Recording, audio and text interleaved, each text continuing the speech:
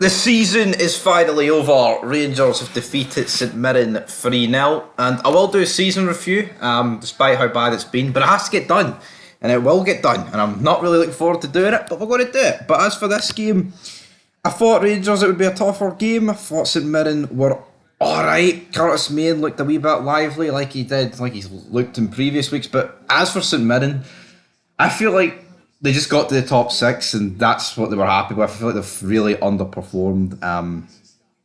Apart from the game at Celtic Park, I feel like they've blew away a potential higher finish for themselves. But as for us, we've done all we could post-split, apart from drawing against Hearts. But like I said, in the all the content around that game, it more or less felt like a testimonial than an actual game. And that's not just to say, oh, well, we threw it away. They weren't actually trying. But, you know, he referred it back to the team that he went with against the other three teams. And it's no real surprise that we've won 3-0. We saw the likes of Matondo come back in. We saw the likes of McCrory come back in. We've seen, for some reason, he decided to go with Lundstrom today at centre-back over Leon King. Now, we've got a clean sheet, and I didn't really notice Lundstrom making any mistakes, but why would he play Lundstrom at centre-back over King? Honestly, I don't get that. It's almost like it's John Lundstrom's last ever game for Rangers or something weird going on, but he didn't make any mistakes. Lundstrom did play centre-back, I guess, during the Europa League run, but that's ages ago. I don't understand why he's just shoehorning them in. But as for the game, Sakala does a solo run, right? He skins about 5 players. He does what Sakala does, and then extremely does what Sakala does, because he just blazes over. You'll never get a more frustrating player. This guy, right, can actually skin anybody. And then it's the final product, man. He does all the hard work. He's about 60. He gets into the box and he just blazes it over. He always just, no composure, too much power, blasts it over, man, and it's a horrendous finish. But, yeah, it's what Sakala does. I mean, I don't think he had an alright game today, but he could have had about 4 or 5 goals. Albeit, yes, he's walking away with 2, but what this guy could be if he could actually, if he, 1, could work on his touch, and 2, if he was more clinical, what this guy could do for Rangers. But I don't know. I feel like this guy would probably need about 10 years more of training sessions to actually be able to produce that, but we'll see what happens with him. Curtis Main has a long shot. McCrory manages it pretty well. Sakala, though, finally gets his effort. Yilmaz whips it into Sakala. He shoots. It's a very tame save.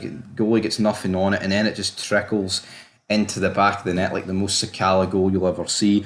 A ball is whipped in. I believe it was from what's his name, Shaughnessy, and then O'Hara heads it, and McCrory, you know what, that's a good save, because it was going in bottom right hand corner.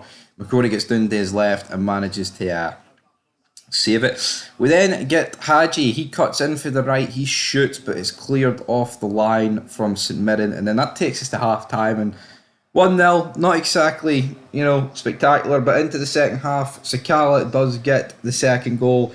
And again, even with this, like, he does all the hard work, and yes, he does score, but the shot is straight at the goalie, and I don't know what the goalie's doing, because it literally just trickles underneath him. No real attempt at saving it. It doesn't even take a bobble. Like, normally in these instances, it would take a bobble, and it puts the goalie off, but he literally goes to jump on the ball, and it just completely goes under him, which I thought was a bit shite for him. But we did see the return of Antonio Cholak, and also Barisic, who I haven't seen for a while, and also Adam Define, and also the last appearance of Scotty Arfield, which is obviously sad. We see Leon King coming on from Matondo with about 10 minutes to go. Cholak, though, does get his goal. Nicholas Raskin hits a ball in, Cholak taps it in. Pretty straightforward goal. Good to see Cholak getting a goal.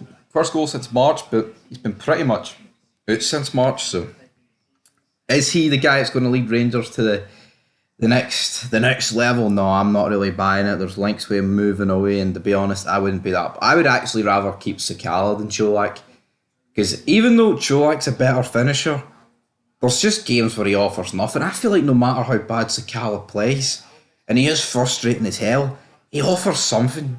Well, Cholak can go missing. Sakala's always doing something, whether it be shite or good.